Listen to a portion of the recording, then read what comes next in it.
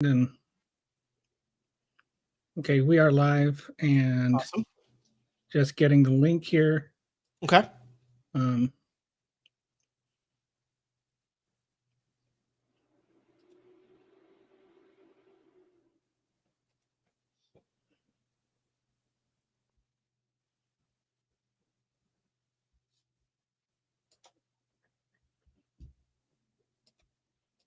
okay.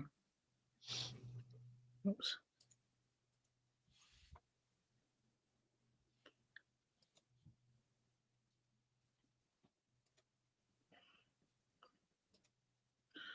Okay, and I'm just gonna leave that first in the comments here. Okay. Oh wait, the private chat. Yeah. Okay, and here we go. Have you used this one before? Oh yeah, I use a very similar software that's Okay. basically the same. Just the one that I use has some editing stuff on the back end I prefer. That's all. Okay. All So right. anybody that's sitting there, we have one person that has already joined us. Oh So well, whoever you are, thank you. Just getting going here. We're just waiting. We're sending out the invites. So appreciate your patience. You want to hear a Thanksgiving pun while that's happening? I do. More than anything. Why did the turkey walk down the middle of the road? Why? To prove he wasn't a chicken. Oh, well, that's fair. So that is fair. That is fair. Kind of a double pun, if you will, there. It is. It is. You know, we have unfortunately far too many turkeys right now within the Dems that are trying to walk the middle of the road when this is true. That will lead us to a sure doom. What they should be doing is blowing up Teslas. Well, yeah. I mean, there's a lot of different strategies that no one seems very interested in employing right now for whatever reason.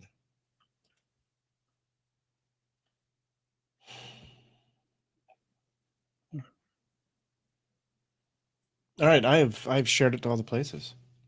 Okay. This is, for some reason, I'm not seeing it on my Blue Sky feed, even though I'm sure I sent it. It might be having another. Oh, there we are. Okay. Slowdowns, yeah. Just wanted to make sure that it was on there. All right. So we have one person that joined us now. Cool. So anyway, I'm Machine Pun Kelly, and today Pro Lib is joining me. He used to be an amateur lib, but he turned pro after he got his degree in lib. Hi, Kitty. So today we're going to talk about the coming fire and what's the word, dystopia. That's the word I'm looking for. That is the Trump economy.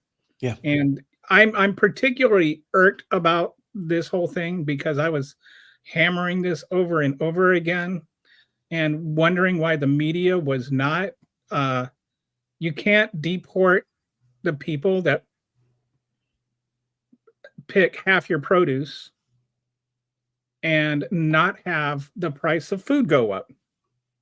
Because it's not like you lose half your food. Right. It's like if you lose half your profit, you lose your business. Right. You know, like, or you lose all of your profit. You lose half your income, you lose all of your profit. It's like the top 10% of that is probably your profit. So like the whole farm goes, not just and we're at 100%, we're at full employment, have been for years. So it's not like there's these Americans that are sitting around waiting to go and harvest grapes and strawberries. Those people don't exist. And so those jobs are not going to, who's going to take those jobs once you deport them? And then where is the food going to come from? And there are some foods, yes, that already are automated in terms, like there's combines to harvest wheat, but most fruits and vegetables have to be harvested by hand, and there's not going to be anyone there to harvest them. Even the dairy industry said that we're probably going to lose half our milk. They're saying who's going to be left. You've got 40% of the meat industry, the meat packing plants are manned by undocumented workers. So it's like if you don't want any meat, vegetables, fruit, if all you want to live off of is grains, then we're doing fine. Sure. But if you want any other food at all, that is not very cool. So well, yeah, and I'm glad you brought that up, because there is for those who don't know, I talk about this all the time, so I don't know who wouldn't know at this point. I literally work in finance. Retirement, that's my job. My real job is I help people retire, set up retirement accounts and then retire. There is a pin that sits at the bottom of our economy. And that pin is made of migrant workers who make your food cheap. Modern capitalism exists because food is cheap and because energy is cheap, relatively. I mean, I know things have gotten more expensive because of inflation and everything. But on a relative scale, your energy and your food is cheap. Do you know what like gas costs in Europe? Yes. It's like when people complain about the price of gas here, I have to laugh. Right. I think it's $8.90. I think was the last number I saw, like on average, across Europe, converted to the dollar. I think it was $8.90. Someone can fact check me. And they have higher taxes, and they have higher import costs because they have a VAT tax, which we don't even have. We don't even have the concept of VAT. It's a whole thing. It's like a tariff kind of. Is that value added? Value added tax. Yeah, it's basically how they pay for healthcare is the VAT. So what we have is exceedingly inexpensive. What we have is wealth inequality. We have Elon Musk, who is worth over $300 billion, which is unconscionable. There's no reason. No one needs to be worth more than like, I don't know, 250 million. At 250 million, it's like, okay, you won capitalism. You don't need more than 200. You just don't need it. For what? What are you going to buy? Elon Musk lost $40 billion on Twitter. Right. It's lost $40 billion, and it makes no difference whatsoever in his life.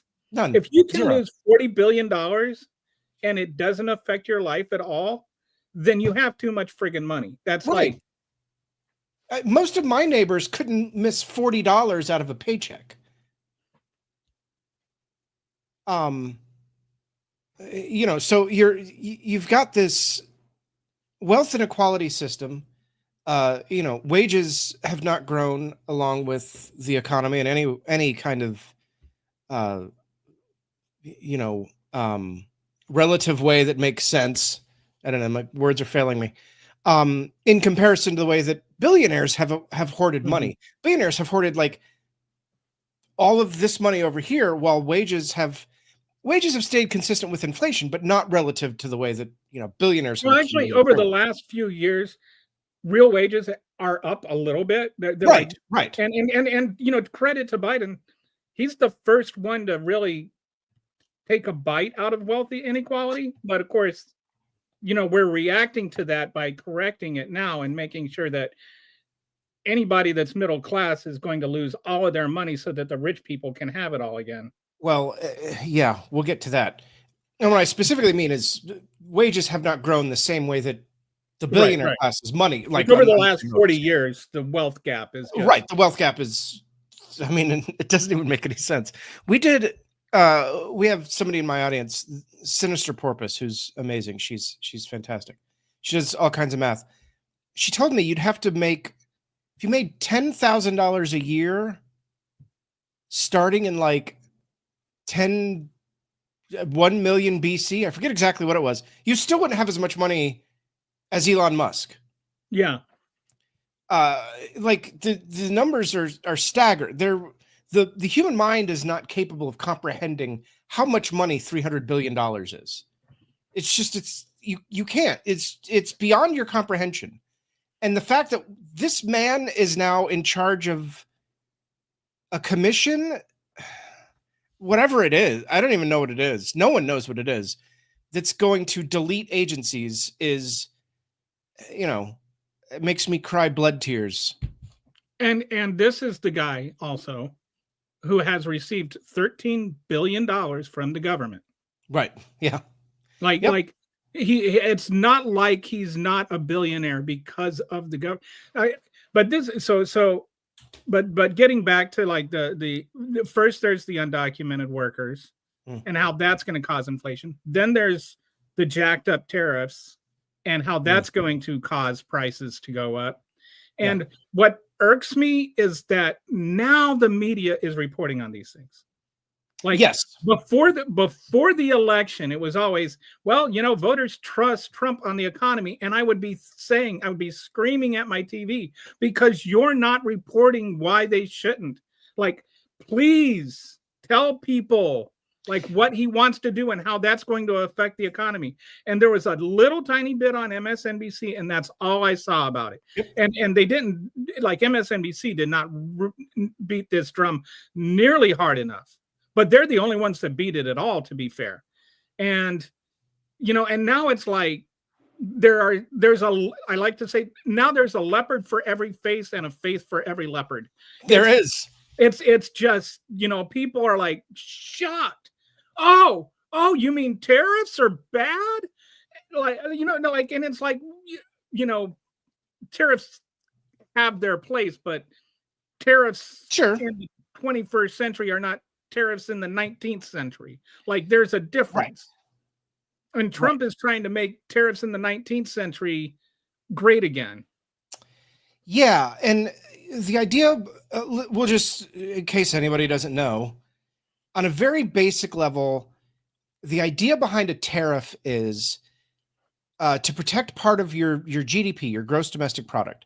The GDP is calculated with consumption. Consumption is the largest part of the GDP. It's just what people buy and services they pay for. That's like 70% of the GDP, right? Consumption. Investment, of course, people that invest in stocks and bonds and all the stuff. Government spending, and then net, net exports. So exports minus imports, and then that's your net exports. You always want to be exporting from your country more than you're importing into your country, because that means that you're producing goods domestically. We're just talking at a very basic level. So what a tariff does is it makes that last number, imports, more expensive. And so if you can make imports more expensive, it's better. It makes all the other things better. That's why it's at the very, very end of the GDP calculation. So the idea behind a tariff at a very basic level is I'm going to protect GDP by making imports a little bit more expensive. It's a little bit more costly for you to buy that thing from somewhere else, so you should buy that thing here. Japanese steel is a very, very easy way to understand. Japanese steel is more expensive than U.S. steel, since they're of similar quality in most cases.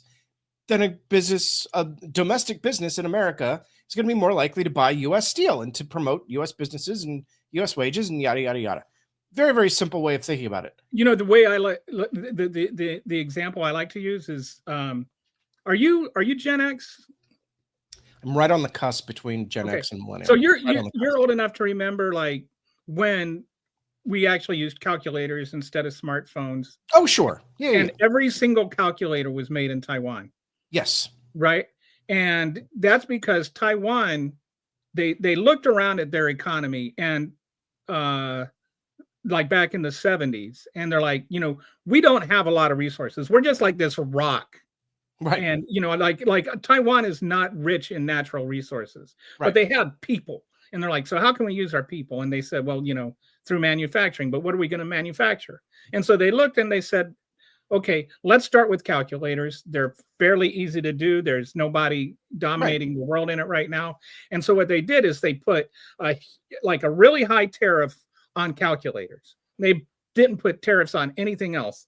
So like you're saying, like that protected their calculator industry, so that everybody that in Taiwan that wanted to buy a calculator, they bought Taiwanese calculators. Yep. And then once that industry got built up, then they took away the tariff on that, because they were that competitive, and then they started exporting them, and it became their number one export. And then they started doing that with, other things, and they did that one at a time. They would put a massive tariff on one product and nothing else, and then that way they could avoid trade wars, but they would protect the industry they're trying to build up. And that's the advantage to a tariff, is that you can build up certain industries. But if you abuse them, then everybody puts tariffs on you. And like you're saying, the whole idea is to try to balance your imports and exports. Yep. And so if everybody's putting tariffs on you, that's going to cut your exports. So this idea that you're going to manufacture stuff at home and then people can buy it at home, but all your exports are going to be cut.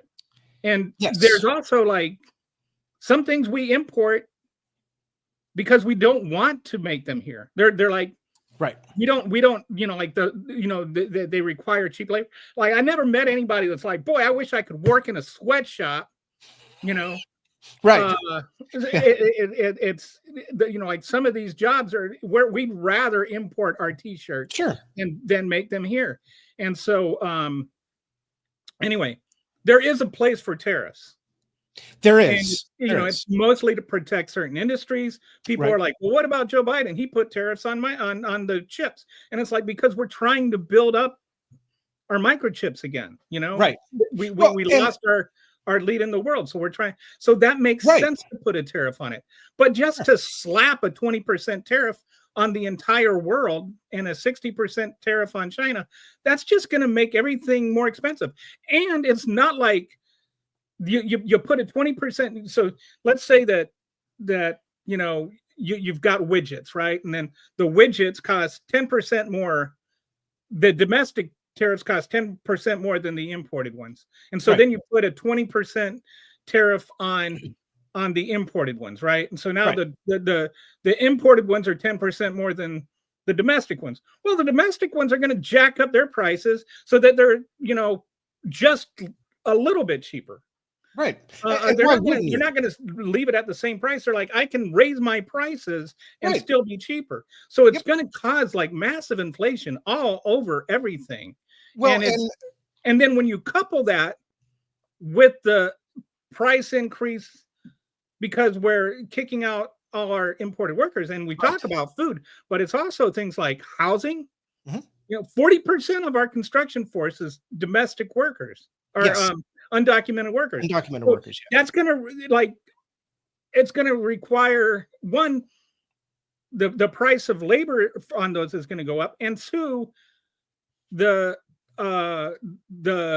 supply is going to go down. And we've already got a housing shortage. Or we're going to increase that housing shortage. Which is going to make the price of housing go even up further. So anyway, like these people that voted for Donald Trump because of inflation is just like, this is not going to help. This is going, like, and inflation was coming down. Yeah. Oh, large. Yeah. Huge decreases in inflation over this year. Huge decreases. So anyway, go ahead. I mean, to take over there. No, you're fine. You're fine. I mean, you're absolutely right about tariffs. The other reason that we wanted tariffs on our chip manufacturing is because there are national security concerns with chips and some devices. I think a lot of it's overblown. There's like this whole thing right now about DJI drones, because DJI drones are, they could have some chip. It's like they're little toy, they're fine. But I get it. They're national security people that need something to talk about on social media. So I understand. Yeah, and the other big thing about all of this, I guess, to get to the second part, is that it's intentional. Elon and Vivek. I just call him Dickhead. Yeah, or Dickhead. That was his nickname in college. That's what they want. They know that things are about to get hyper expensive. Not only here, because remember, when things get expensive in the US, they get expensive everywhere else too, because we are the engine of the global economy. China wants to become it, but they're literally not capable. They've been trying for the past 15 years hard. They've been trying for the last 20 years, at least soft.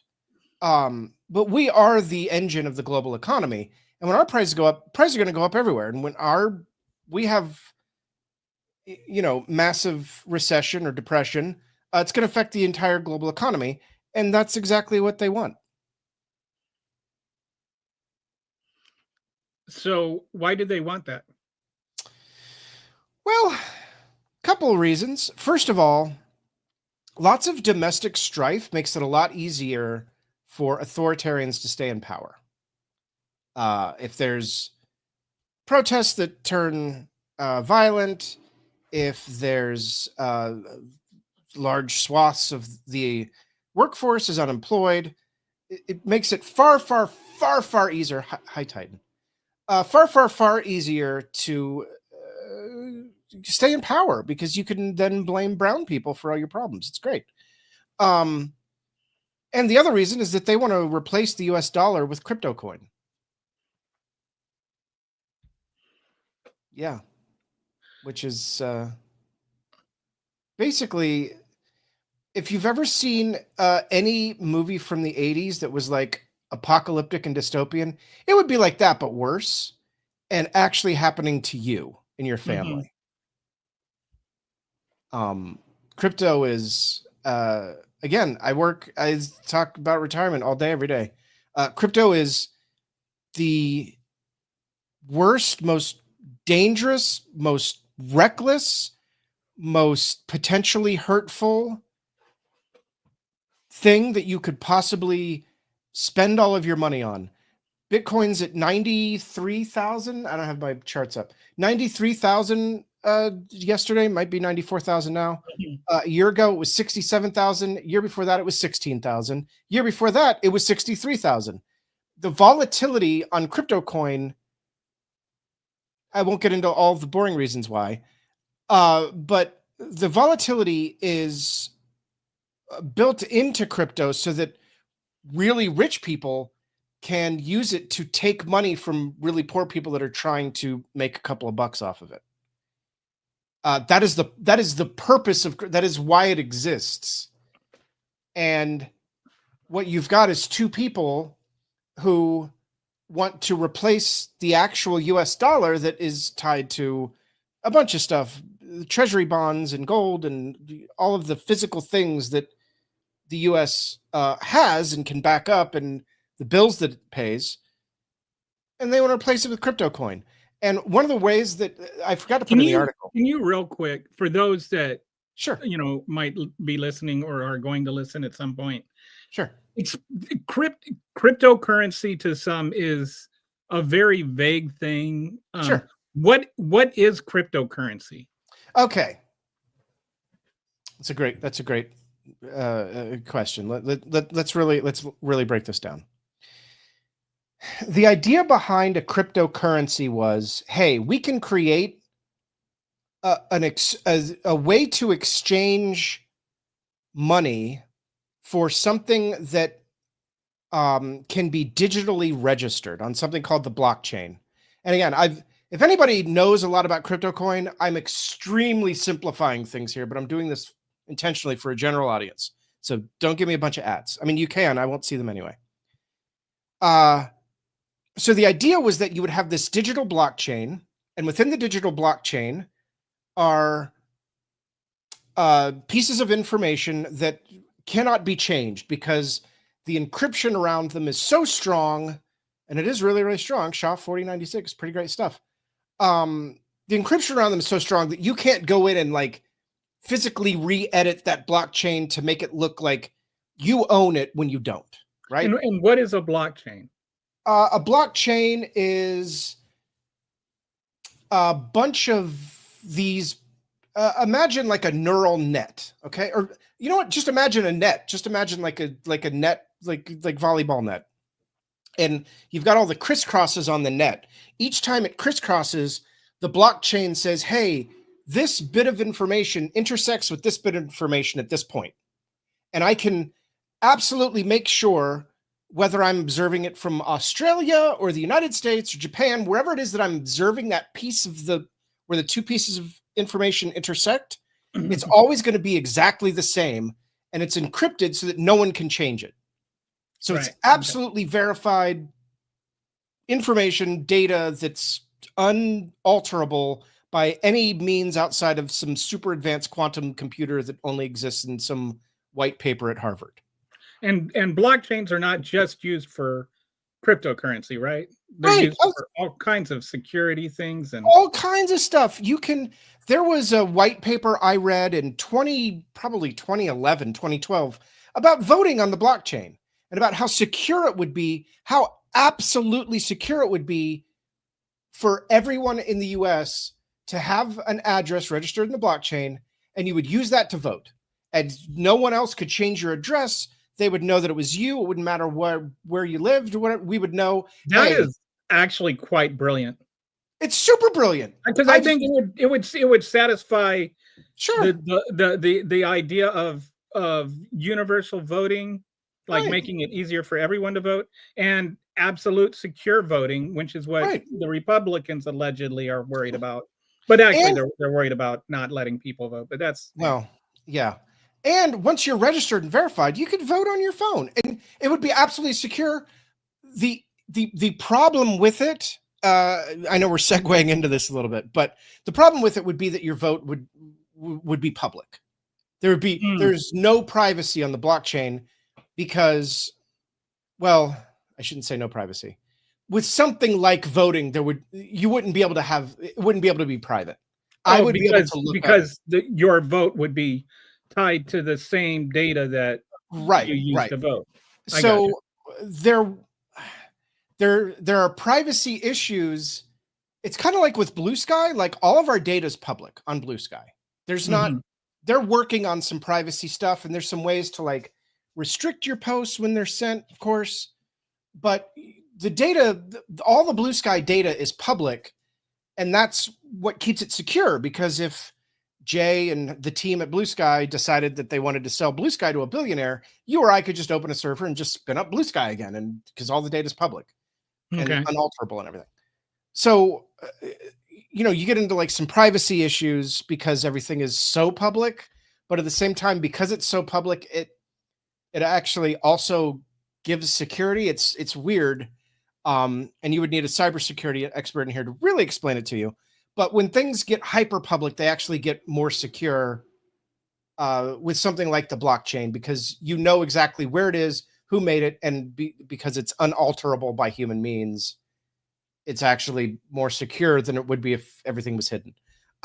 Again, it's something that you need a cybersecurity expert to really explain. I only understand it tangentially.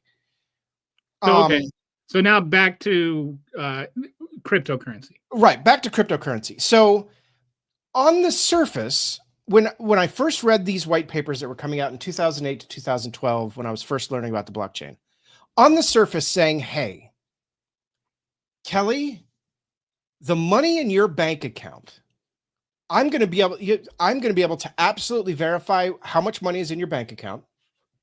No one's going to be able to go into your bank account. What are you getting into? Where did you even get that? He has a piece of cardboard in his mouth. Where did you find that? Talking to your cat? Dog. I don't know. He's got a piece of cardboard. Just carrying. I don't know where. I don't know. I guess he got a delivery. Dog. What are you going to do? I guess he got a delivery from Amazon. I wasn't aware. Hey, anyway, if you were a cat, it would be a bird. So exactly, that's true, or a rat or something. So on the surface, saying, "Hey, Kelly, there's $1,000 in your bank account. I can tell you exactly who gave it to you. I can tell you exactly what you paid for, what bills you paid, what all of that stuff is absolutely secure, and you will never ever have to worry about anyone stealing any of your money, because if I were to go into your bank account and get your money somehow, like somehow break the encryption and get the money out of your bank account, well, it would go over to my blockchain number. So I wouldn't be able to steal from you. It's the security is huge because I can't hide my money from you. You can't hide your money from me. So everybody knows where all the money came from. So doesn't that sound great? Mm-hmm. Doesn't that sound sounds wonderful? The issue is that the value of that money is tied to nothing. It's tied to pure speculation. The fact that 12 years ago-ish, Bitcoin was $8.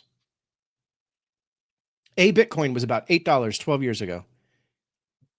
And as we're currently sitting here, I will tell you exactly how much it's worth. I believe it crested 94,000 this morning. It's at 94,340 to $350. It's fluctuating right now. Can you buy like half a Bitcoin or? Sure. Yeah, you can buy it in any denomination you want. So you can buy a penny of Bitcoin if you want to. I don't know why you would, but you could. So on the surface, that sounds great, right? Those are all great except for the speculation part. The problem is when I pay you $100 for your paycheck. I don't know why you're only getting $100, but you're only getting $100. Sorry, man. I don't know how you're living on that, but that's what you're getting. So I pay you $100, and by the time you get home, it's worth 70. Mm-hmm. By the time you actually get your phone out to pay your bill, now it's worth 50. You pay the bill. Hey, now it's worth 200. You missed it. That kind of volatility in our economy, especially when we're talking about markets, we talk about two things. We talk about volatility. We talk about variability. Those are two concepts that have to be understood in order to understand why money has value. So it's like if meme stock were a currency. Yes.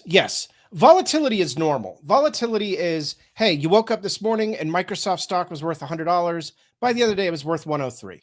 That's volatility. That's just a normal part of the value of a business over a day for 1,000 different reasons of the products that they sold that day and what wages they paid. And there's a million different reasons why the volatility could be there. Variability is about a chance of the odds. The odds are that the variability of Microsoft means that Microsoft will be worth more tomorrow than it was today. Those are just that's just the odds. The odds are if I invest into something today, it's going to be worth more tomorrow. Now, that's right. That's a micro scale. I mean, investors usually you're talking about decades, 10, 20, 30 years. But just the odds are that the variability will be positive over time in the market. There is no such thing with crypto coin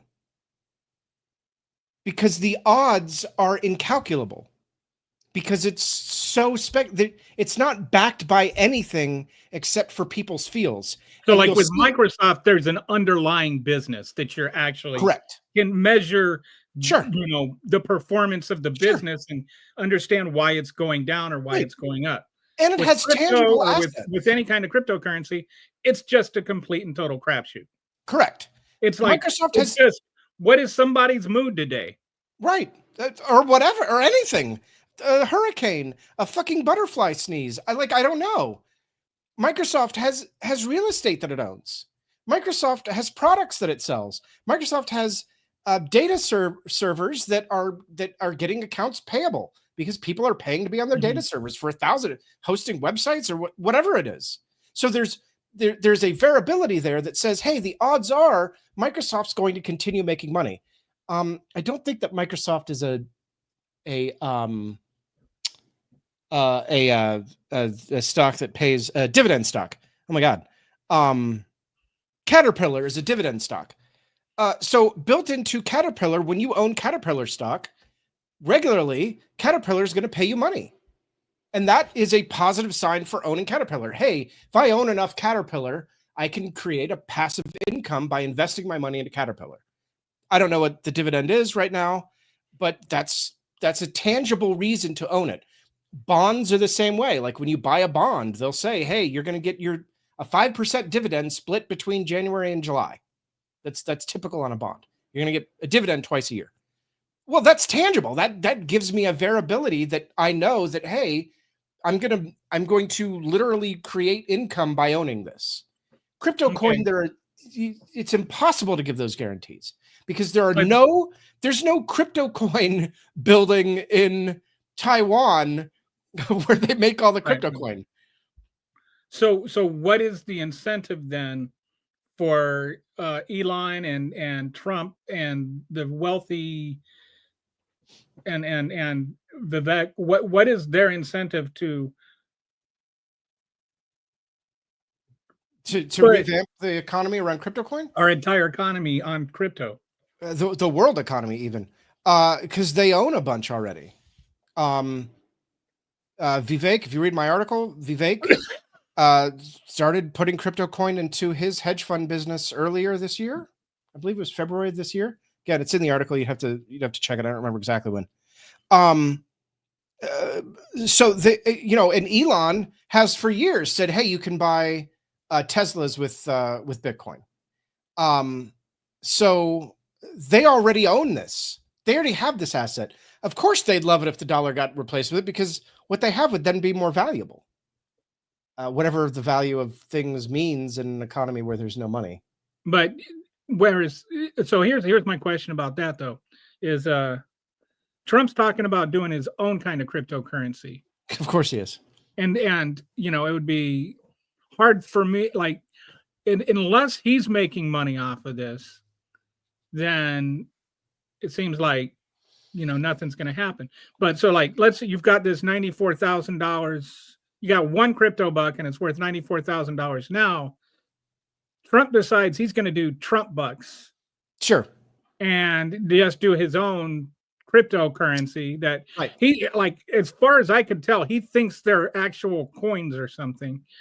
He does, probably.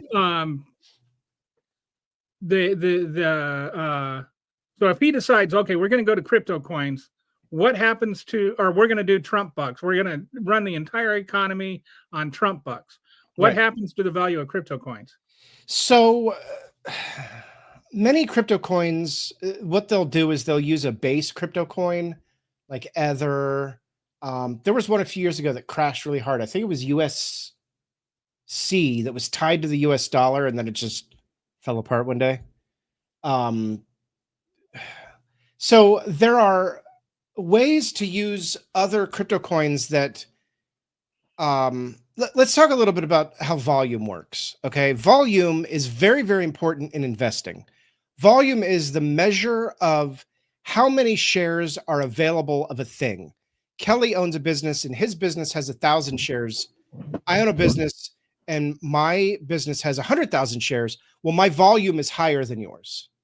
Since I have a higher volume, my price tends to stay more stable because you have to buy a lot more of my business in order to affect the price in large swings. If I buy all 1,000 of your shares, your share value goes up to whatever it is I want to sell it for, right? But if you buy 1,000 of mine, well, that's not really that impressive. So crypto has very large variability in volume. There's a crypto called Shiba Inu that has like 100 trillion coins, right? So many coins that there's not enough money in the universe to buy up enough of Shiba to really affect the price. The price sits around like 0.002 of a penny or so. It's very inexpensive, but it's the idea that it could one day become worth even $1 a coin is laughable because there's not enough money in existence to buy enough to affect the price. So Shiba Inu are a great dog breed. I love Shiba Inus. They're very adorable. Anyway, so you would use one of these crypto coins that has a very high volume that's more stable as your underlying asset. Crypto is not an asset, but that's just the word that we use in the current market. I don't want anybody to be like, oh, he said crypto was an asset. Crypto is 100% not an asset, but these are the terms that we use in the modern market. The underlying asset of something helps determine its value. It's part of its value. So you would use either one of these bigger coins that have the larger volume as the underlying crypto asset. And that was how you would say that would provide stability. It's bullshit, and it's a complete and utter lie. But that is the justification for how you would get stability to these. So if I could assets. use an analogy, like we used to have like a silverback dollar or a goldback dollar, Right? And the gold, the gold in Fort Knox was literally the value of the dollar. Like if you used all the dollars, if that it was worth the gold in Fort Knox. Right. Now the value of the dollar is based on we don't have that much cash. Only I think 9% of our economy is cash back now. Yeah, something about that. Something like that. And that's because we just printed cash to prevent runs on banks and stuff. But without getting into a bunch of stuff. So you're saying that like Trump bucks would be the cash we spend, but it would be crypto backed instead of like gold backed. Like the underlying value of the Trump bucks would be the cryptocurrency. Right. Like here's a great way to compare the two. One of the non-tangible assets that our current dollar is based upon are US Treasury bonds. The United States says, hey, we're going to issue this bond, and if you pay it, we're going to pay you 5% for the next 20 years. Or there's different denotations, but 5% is pretty common. We're going to pay you 5%. You're going to spend $1,000. I'm going to give you 5% every single year of that $1,000 for the next 20 years, right? That is consistent, and you know that it's consistent because the United States doesn't miss those payments. We make those payments every time that they're due. We make the payments to all the people that hold the bonds, right? It is a non-tangible asset to own a bunch of bonds because you buy $1 million in bonds. Well, you just established, I don't know, $50,000 a year of income for yourself, whatever the numbers are. I'm just pulling numbers out of my head. With crypto, what you would say is, well, this crypto coin is secure because it's backed up by this other crypto coin whose price doesn't really change. Mm-hmm. Oh, okay, great. But what if its price does change? Oh, don't worry about that. It won't change. No billionaire is going to come in and buy a bunch of it and make the price go up so that the Trump bucks that they own are worth far more than your Trump bucks, and then crash that asset so that your Trump bucks are worth nothing, but they own all of the underlying crypto non-tangible asset. Like the nightmare scenario that this creates, I have to laugh because here's the other thing I want to say unequivocally. There are a lot of people in the economic circles that are rich, that own a lot of stock and stuff, that are not going to go along with this. All of those millionaires and billionaires that aren't on the ins. You think Mark Cuban wants to be completely destitute tomorrow? I don't think so. No. Or Bill Gates or what's her name? Bezos's ex-wife, Scott, Mackenzie Scott. Mm-hmm. They don't want to be broke tomorrow. And, Jamie Dimon at JP Morgan, you think he's going to be like, yeah, I guess, our bank doesn't exist anymore. Guys, listen, have a great one. And I'll see you later. Yes, Kitty, this is how you end up spending $10,000 for a dozen eggs. Exactly. That's not, I don't think that their plan is going to come to fruition. I want to say that plainly, but I think they're going to try, and they're going to do a lot of damage on the way. So basically their incentive is they have enough money that they can survive any volatility. Wait until all the money basically is theirs. That's what they believe. Sure. So what you're saying is that the upcoming chaos in the economy is not a bug, it's a feature. Correct. So this, and maybe it's related because you have so few people that own so much of the media. What pisses me off is how little coverage the mainstream media gave to how much damage Trump was going to do to the economy. Through mass deportations, through his tariffs. He's talking about just getting rid of the Fed. That's going to be a disaster if he does that. Like everything he's doing is almost designed to cause economic chaos. And then all this economic chaos is, of course, nobody's going to be out and investing in the stock market or investing in their manufacturing to make their business grow. Everybody's going to start hoarding what they have left. It's going to slow down the economy. It's going to slow down the market. Right. It's going to cause unemployment to go up. Yep. We are honestly, we're looking at not a recession in 4 years, but a depression, maybe worse than in 1929. We are looking at absolute economic disaster and dystopia. I do not think we even have begun to appreciate how much damage what he's going to do to the economy. And then on top of all that, he's also talking about just taking away literally millions of federal jobs. Yes. Yes. The reason you have those jobs is stimulus spending. It stimulates the economy.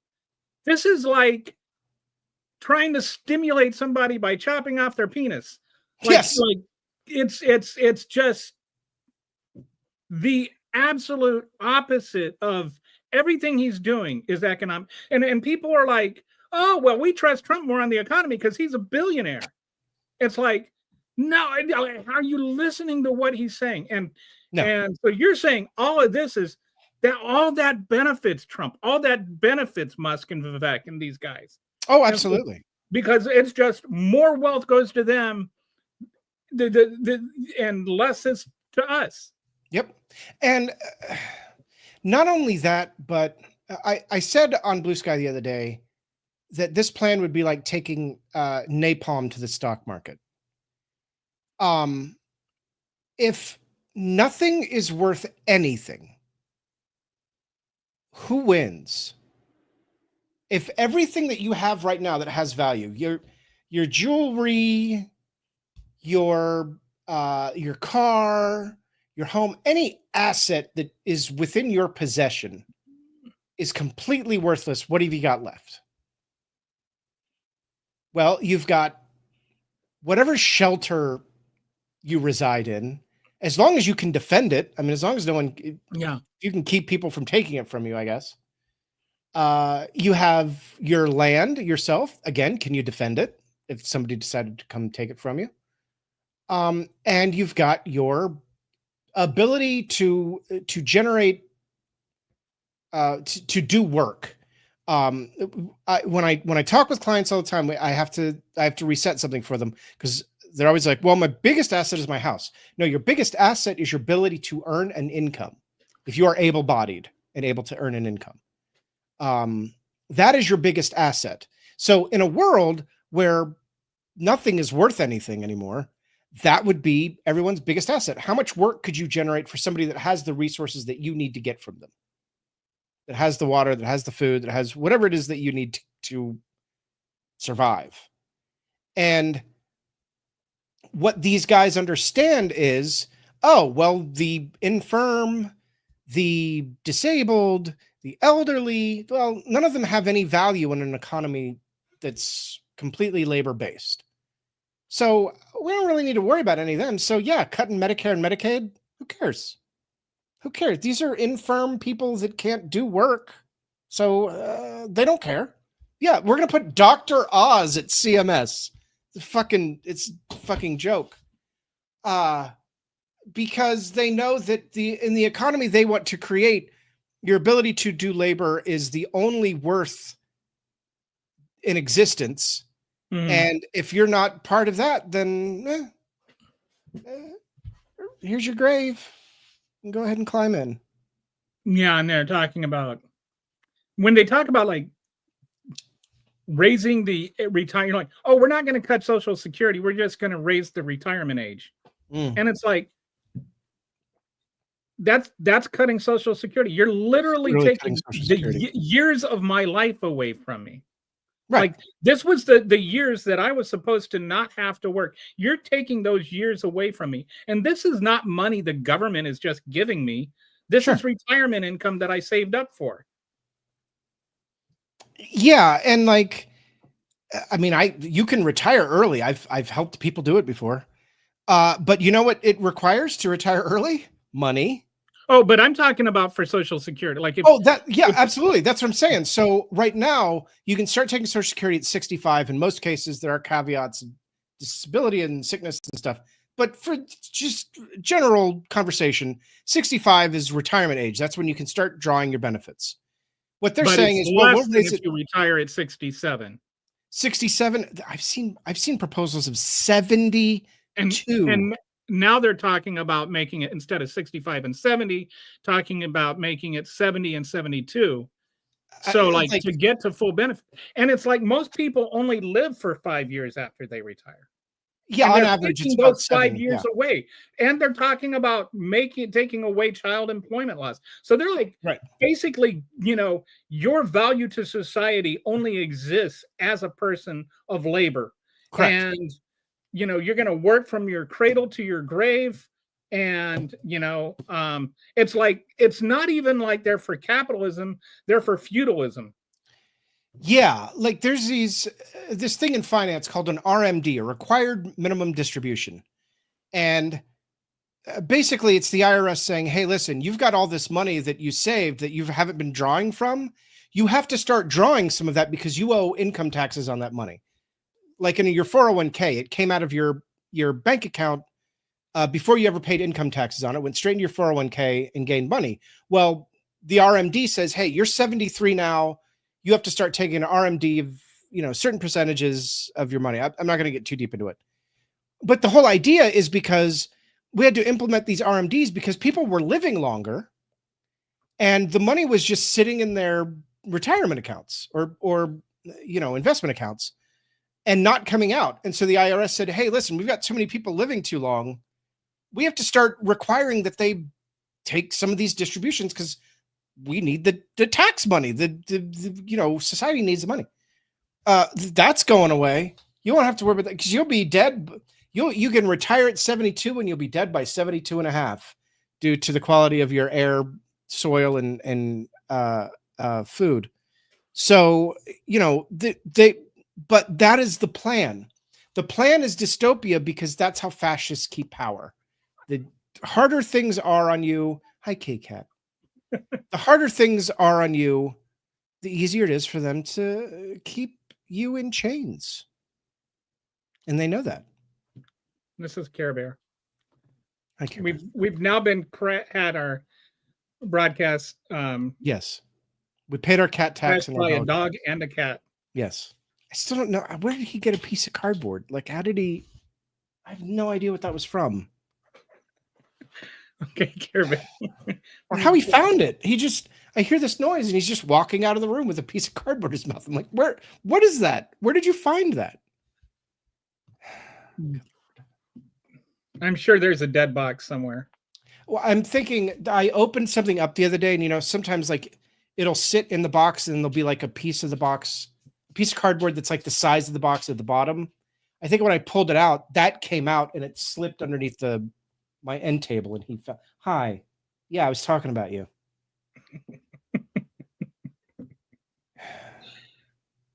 Anyway. I don't remember what I was saying. So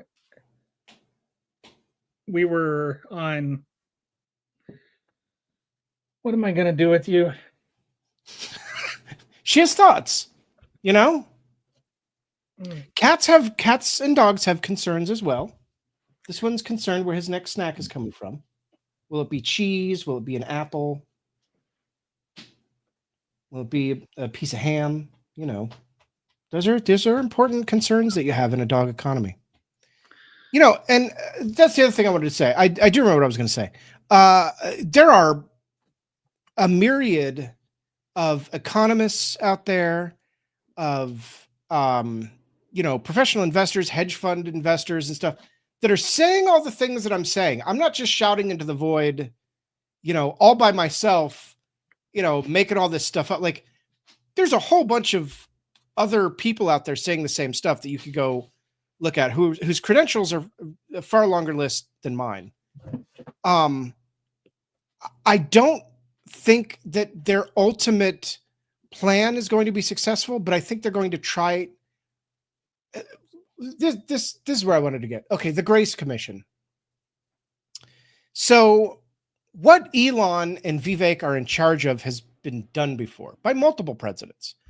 But the one that I listed in the article was the Grace Commission. The Grace Commission was started by Ronald Reagan, and it was businessman something Grace. I forget his name. I forget his first name. He was just a guy. He was just a rich businessman who was friends with Ronald Reagan, and his commission was tasked with eliminating waste and government spending. And he did his commission, and he made a bunch of suggestions to Congress, and Congress was like, okay, well, thanks. We appreciate you giving us that report. Okay, thanks. Thank you, Mr. Grace. And that was the end of it. And, I saw Rand Paul pushing back on the administration this morning about, using the military in domestic situations.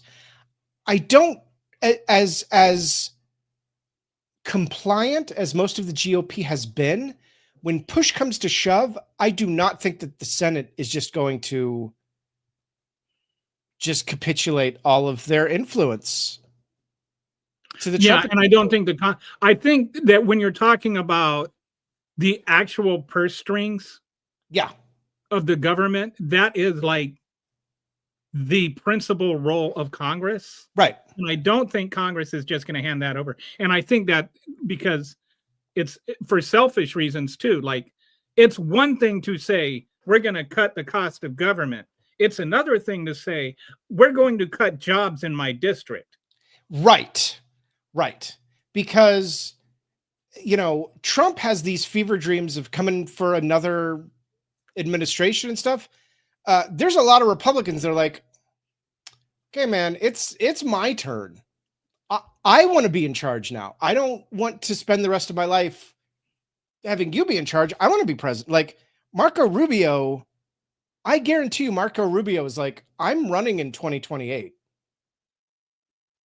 I got bad news for you, JD Vance. I'm running. JD Vance is like, well, I'm running in 2028. What's her name? Capitulation Madam herself. Nikki Haley. She wants to run. Nancy May, she's going to want to bite it. Nancy Mace is absolutely going to. So there's a long list of Republicans that are going to be like, okay, Trump, you had like a decade. You can go now. It's my turn. And they've wanted this since before Trump was on the national stage. Marco Rubio was trying to vie for president. I don't remember that. And don't forget about the most odious man in America, Ted Cruz. Ted Cruz. Ron DeSantis wants to be president. Yeah. All of these guys, because they're mostly guys, on some level are going to be like, yeah, we're going to go along with your stuff. But when the things start to be like, okay, well, I'm assuming a unitary executive, there's going to be pushback on a unitary executive. How much of it? How successful will it be? How successful will Trump be at purging the military, which is a big part of what he's trying to do, is get the NCO class to go along with him. Nobody knows. Completely unpredictable, but the attempts to do so are going to cause a lot of damage in the meantime. That's what we have to mitigate. We have to look out for our neighbors and our friends and our loved ones who are in danger because of these pushes, and make sure that they're okay as things move forward. So I think this is like a really interesting talk.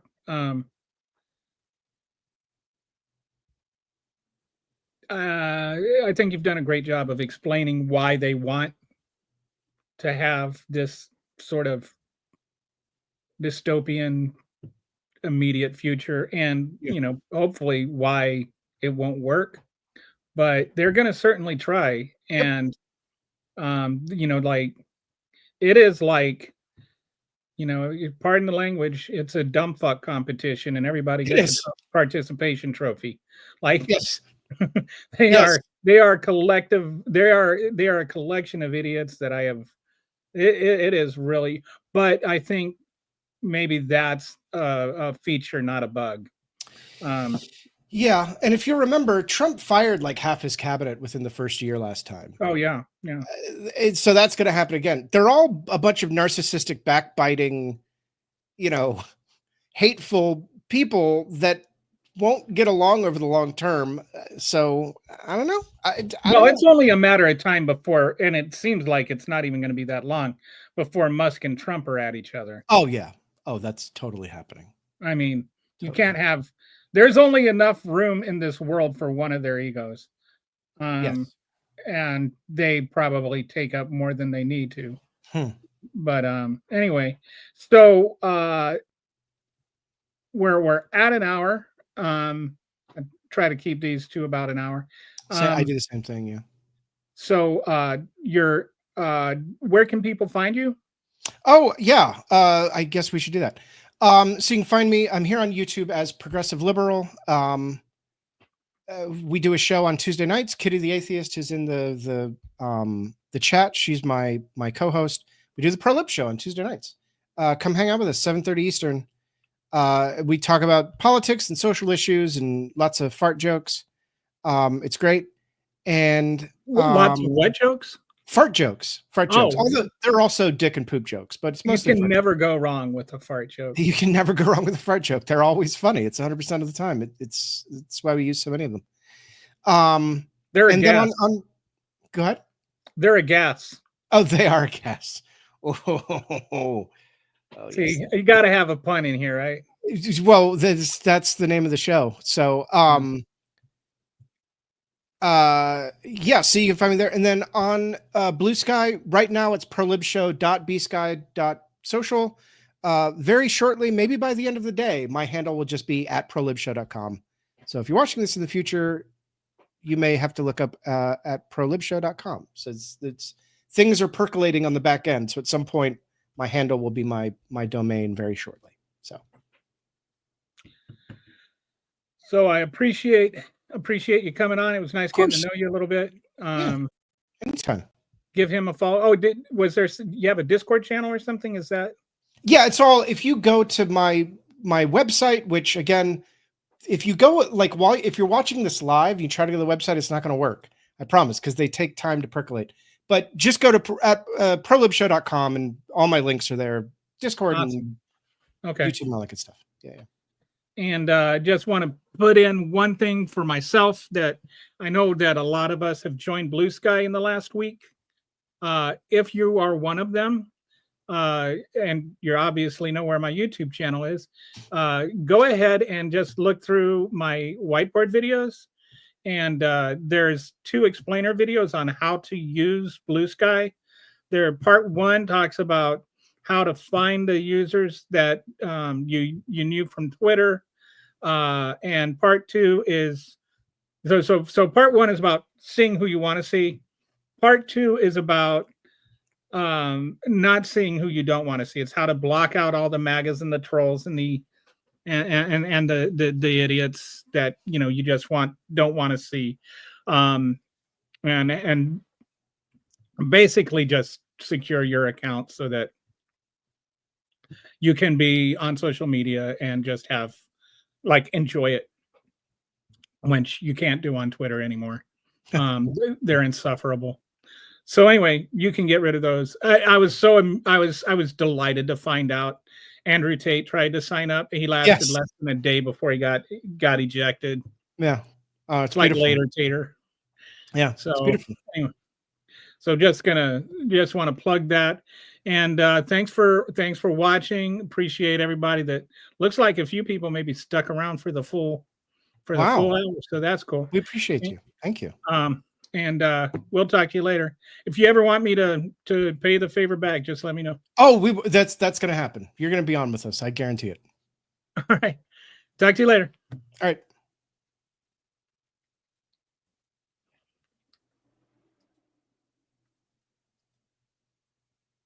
Okay.